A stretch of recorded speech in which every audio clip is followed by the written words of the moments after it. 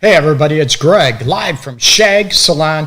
Going to be right back right after this. After a little technical difficulties, we'll be right back with the Art of Relationship show, talking about sex and what makes sex terrific for you. So don't go anywhere.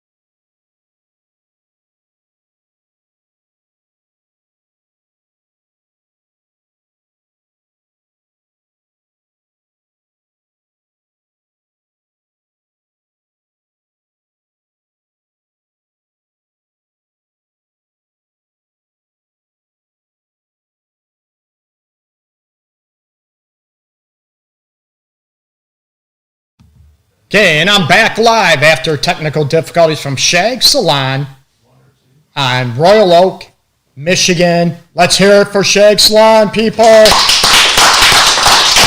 Woo-hoo! Cool. And we're going to get feedback from the audience and talking about what makes sex terrific. What makes sex terrific for you, ladies? Let's hear it up, right? Is it about... Everybody's quiet right now, right? Going to give some research from world-renowned, a lot of people never heard of her, Peggy Kleinplatz, awesome sexologist, researcher, has been for many decades. We're going to be talking about what makes sex terrific for you, and it might not be what you might think. How many people have, you think, great physical sex? You know, everything's woohoo, your orgasm, you have all these elements, but when you're done, you're like, because you don't feel connected. You don't feel emotionally connected to your partner. So you look at what's it take and what goes after it for you, and you can join the chat live on Facebook, YouTube, all over the place, and I'd love to hear your questions, your comments, you know, and what makes sex magnificent, terrific, fantastic, and what takes it from, it's okay, versus, oh my God, it's freaking phenomenal, right? So hit me up. The number one thing that most people, and research has stated according to Peggy Kleinplatz, is being present with your partner. How many people are able to have sex looking eye-to-eye contact? Ladies, let's hear it. So are you able, how many people are shy about that? Afraid to be fully seen by your partner when you're making sweet love, right? Everybody looks at, you know, terrific sex. They look at the physical elements of it, right? They look at maybe positions. They look at certain styles, you know, if you're drunk, makeup sex, which I talked about a couple weeks ago.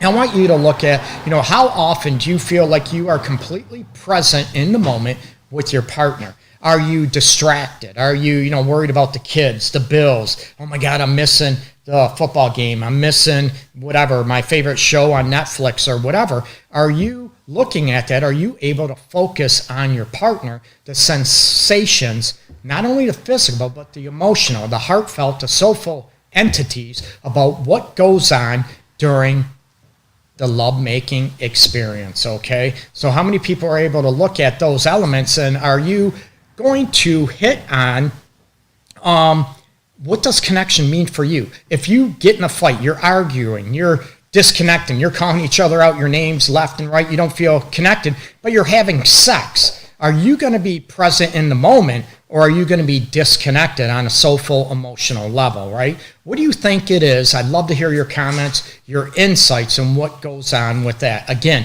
I am live with the Art of Relationship show from Shag Salon in Royal Oak, Michigan, and also on DC, Detroit City TV. So, you know what? Love to hear your comments. And a lot of people are even afraid to talk about sex. Anybody here afraid to talk about sex? What pleases them? What they need, what they want? Are you also able to hear some criticisms about what isn't working for your partner? Or will you get defensive? Will you take offense to it? And will you go off rip? And screw you, I'm never going to do this again with you. Forget that. Are you able to learn from each other?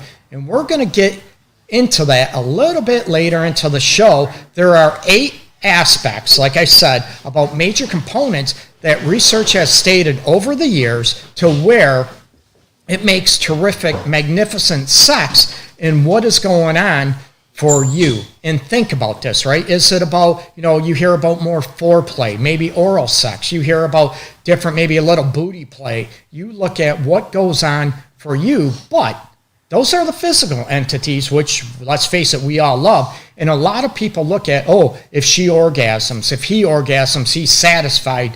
No, not necessarily true, right? It might feel good, and it might look at from an element, you know what, I came, and there's a difference between, levels of intensity where your whole body just shakes, right? Versus like, I came, oh well. What would it take for you to have a terrific sexual experience, and is it possible every single time? Do I think it's possible every single time? No, I don't, but I want to help you increase it and make it a lot more intensified, a lot more connected than you ever thought possible, and make it more frequent than you ever thought, right? And if you look back, what has been the most significant, the most terrific sexual experience, you had in your life, right? Was it when you were a teenager, early teens, 30s, 40s, 50s? Maybe people have not had the most terrific sexual experience until in their 80s, believe it or not. It happens, okay? And my prompt or philosophy is, I don't want you waiting until you're in your 80s. How many people want to wait until their 80s? Right? Oh, hell no. Yeah, you can. You might want to break a hip, and that might be a terrific sexual experience, right? But you might not want to wait that long. So looking at, number one is being completely present in the moment, embodied, focused, that you're absorbed into the moment with your partner during that sexual experience, sexual encounter, okay? Number two, okay, is going on connection, alignment, being in sync, that you're merging as one with your partner, right? So how can you merge and be fully connected and, in a line with your partner if you're not present mentally, right? It's impossible, right? And people, you just look at, whatever, that you're out of sync. How many people have been out of sync in a sexual encounter, right? How many people have been out of sync?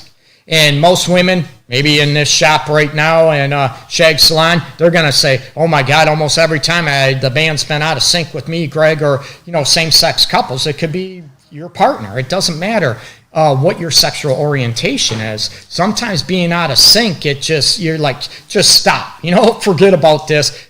I'll go take care of myself type of situation.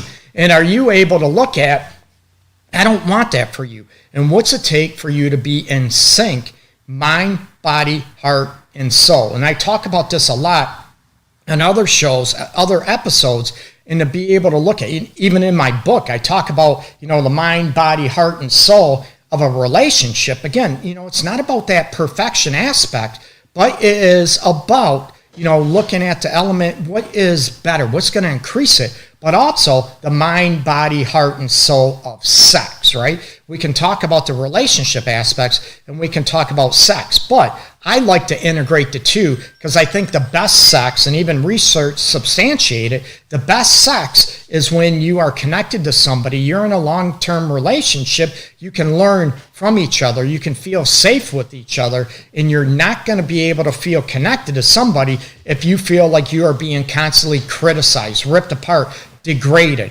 And those are huge elements, okay? So number one, again, is being present, completely present. Number two is being able to be connect and merge with your partner. Being in sync with them, even emotionally is huge, right?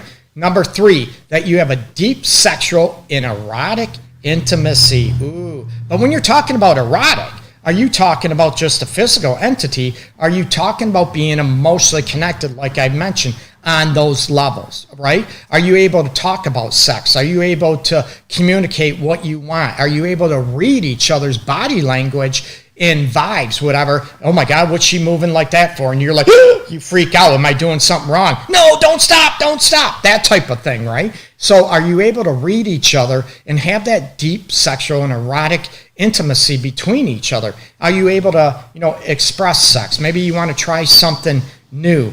what works for you, what doesn't work for you. Maybe you get defensive, and I was talking a little bit, at the beginning of the show about people getting defensive, and they don't want to hear what is not working for their partner because of self-esteem aspects, right?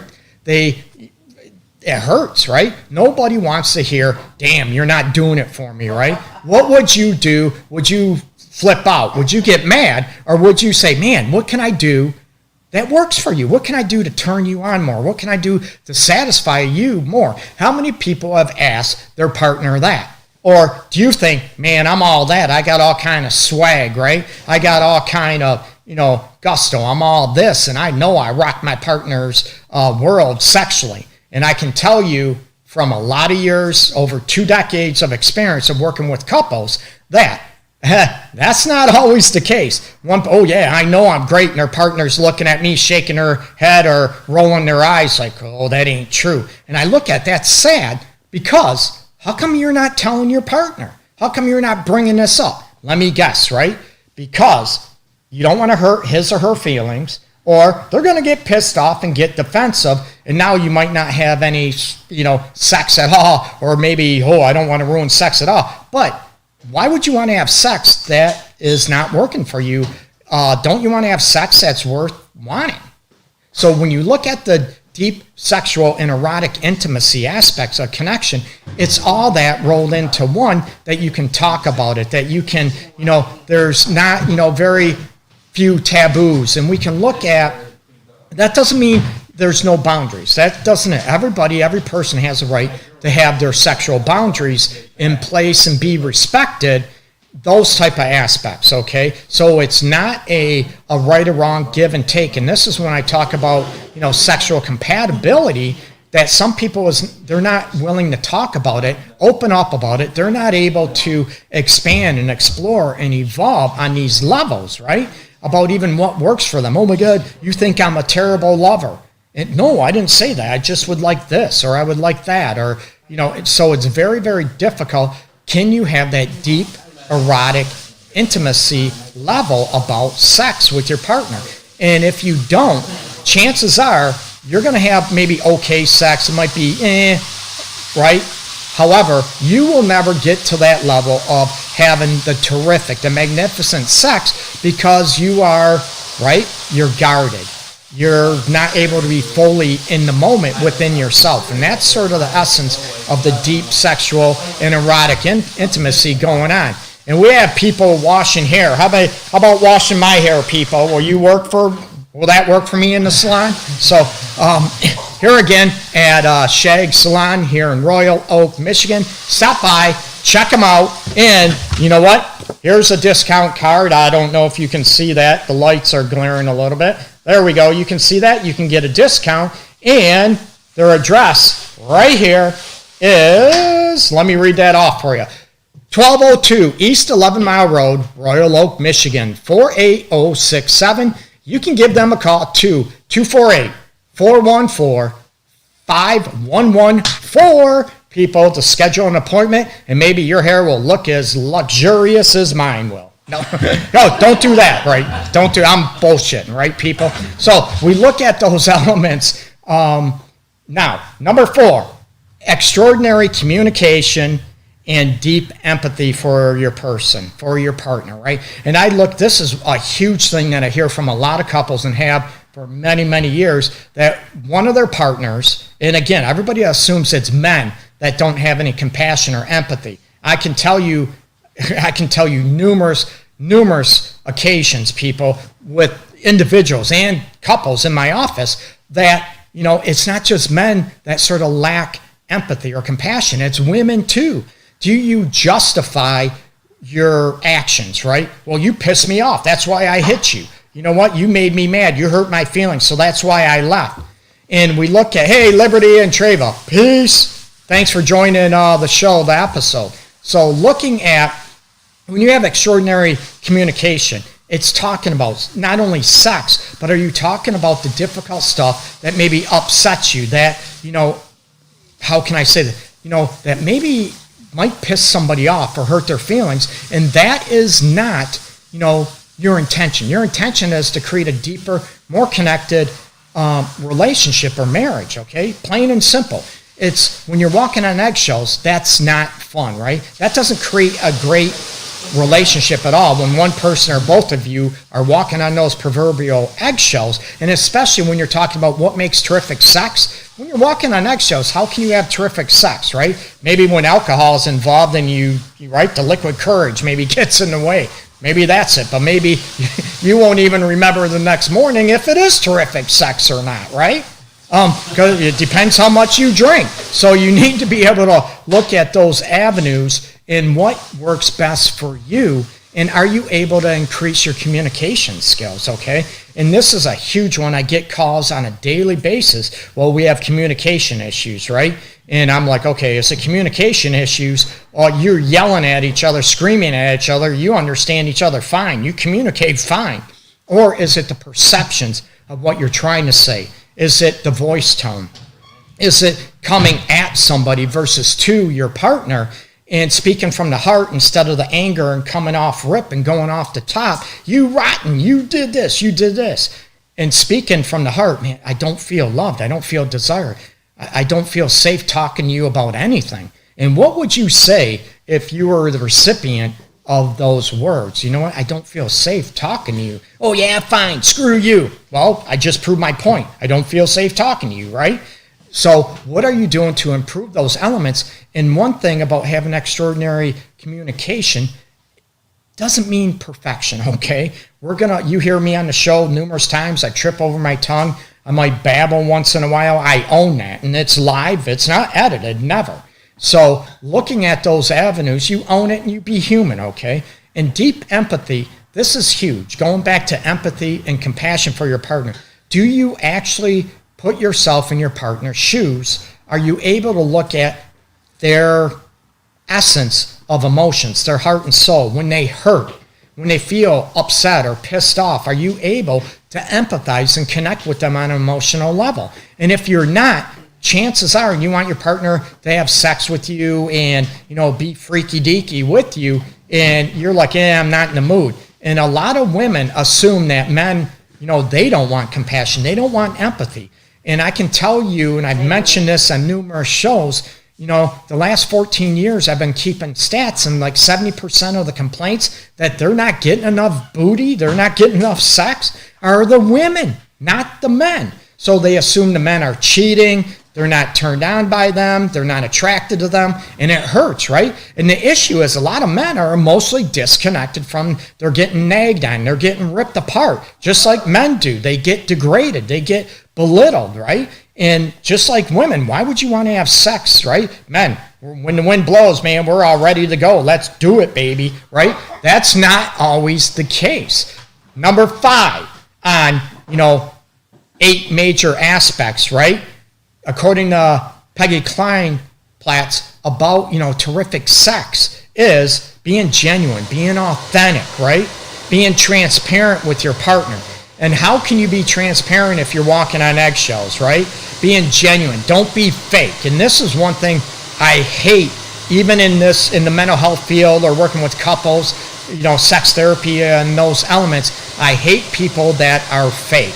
I want people that are real, that are genuine, that don't blow smoke up people's booties. And I tell my clients that if you're looking for that, you need to go somewhere else, because that is not me, okay? I want to be sincere and honest. I'm not going to tell you something because it sounds good and it doesn't help you. So are you able to be, genuine and authentic and transparent in your relationship? And it's very difficult, are you authentic? The way you might talk to your grandmother might not be the way you talk to your friends out in the street, right? But you can still be honest and open. You're not holding yourself back. You're not lying. You're not misleading. You get me? Are you genuine with your heart and soul, or are you misleading that partner, right? That I love you, when you really don't love that partner. I'm so in love with you, and the partner doesn't feel it. Why do you keep asking me if I love you, right? I keep saying yes, but your partner doesn't feel it, right? So if you're not genuine, you're not authentic, how are you going to have terrific sex, right? You might have okay sex, decent sex, yeah, I got off, orgasm, but you're still left feeling a big hole right in the middle of your chest, right in your heart and soul. You're going to feel a little bit of emptiness. So look at those elements and what would it take to increase those, okay? So number 6, vulnerability and surrender, right? And those people that are in the BDSM, right? Yeah, baby, surrender. No. This is looking at surrendering yourself and being vulnerable. Sort of like when I said at the beginning about erotic and deep intimacy, right? Are you able to surrender and have, emotionally naked with your partner? That you don't have to worry about your body, right? You're not worried about what your body looks like. You're not worried about, oh my God, what the kids might think if they hear me, or the neighbors hear me, or my mom hears me, right? Your mom might maybe scream through the door, you're doing it wrong, you're doing it wrong. How many people would love to hear that, right? But you'd be able to look at those elements and, that you can block it out and you can be vulnerable and surrender sexually with your partner. You're not worried about, oh, how many rolls do I have? Oh my God, my penis is hung like a gerbil. Mine is, I'll be honest, right? But you're able to still please and to be able to be, transparent and to be open and vulnerable. Hey, I'm scared. I'm a little bit afraid that I might not be good enough. Or, you know what? I might be afraid to tell you this isn't working for me. And that's what I mean about being vulnerable and surrendering emotionally and being comfortable in your own skin.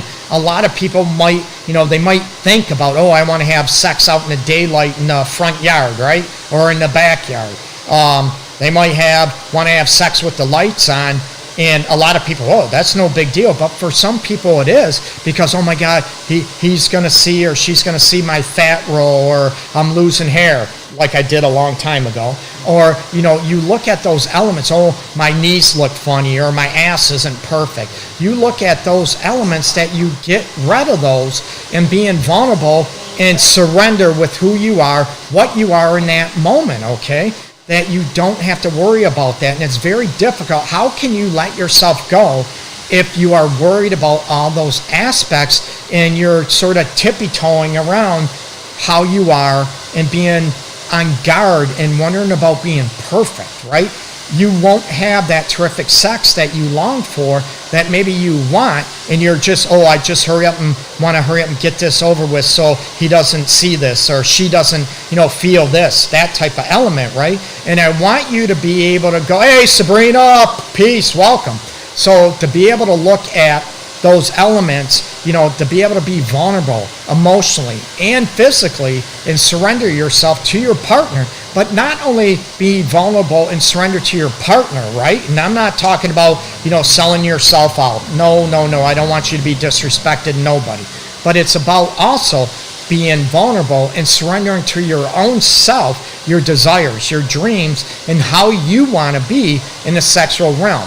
Without that, again, you're not going to be able to kick up the notch, the sexual level, from being okay sex or decent sex to fantastic, terrific sex, and to be present, okay? Number 7, we're almost done, people. Exploration, being, taking interpersonal risk and having fun, right? How many people want to explore maybe different positions? Like I said, maybe you want to have sex with, out in the front yard and have the neighbors watch you, right? But again, disclosure, it's your fault if the cops arrest your ass, right? So it's not Greg told me to go out and have sex on the front yard because I wanted to.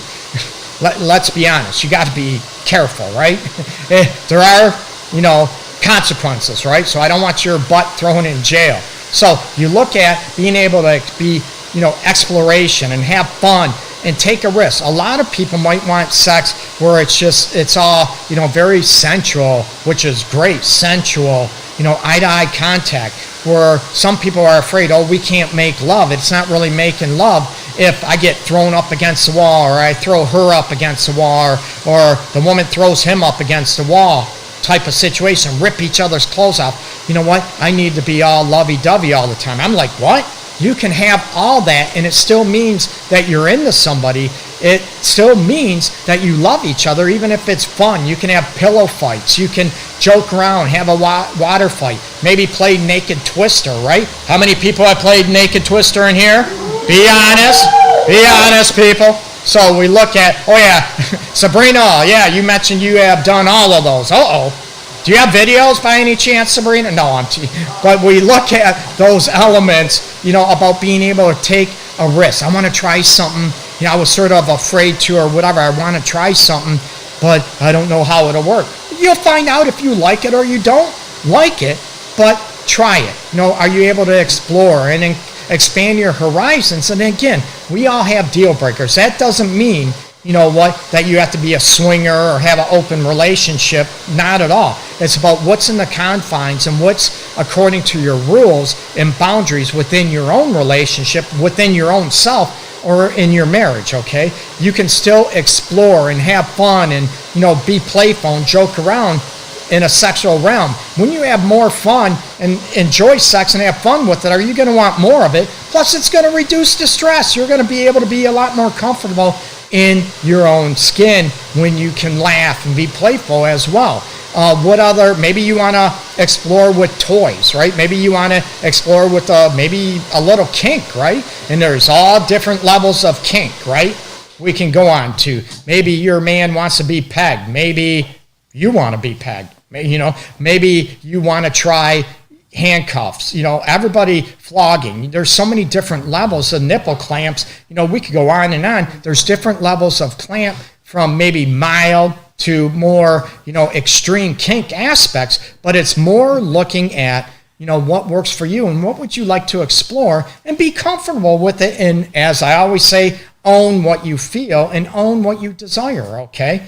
As long as it's consensual. It's got to be consensual, people, okay? Now, number 8 is about transcendence and about transformation and a combination of, like I said, all of these with the mind, body, heart, and soul, okay? It's about that spiritual existence. And you talk about, everybody talks about or maybe about tantric sex, and everybody's looking at positions. And it's not about positions. It's about that soulful energy, that whole body orgasm experience that you're able to experience and be full. And you're not going to be able to have that if those, the other 7 aspects of what makes terrific sex enjoyable for most people, you're not going to be able to have those if, right, number 8 won't come into play. Let's be honest. So you better, look at and explore and even talk about what it means for you to have a spiritual awakening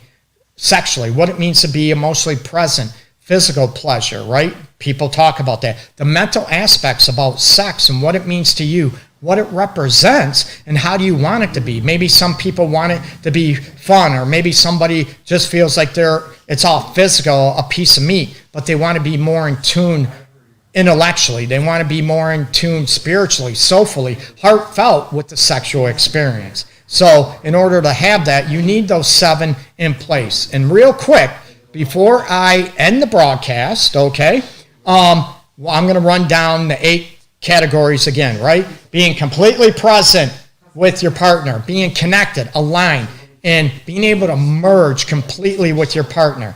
That you have deep sexual and erotic intimacy on the emotional level, right?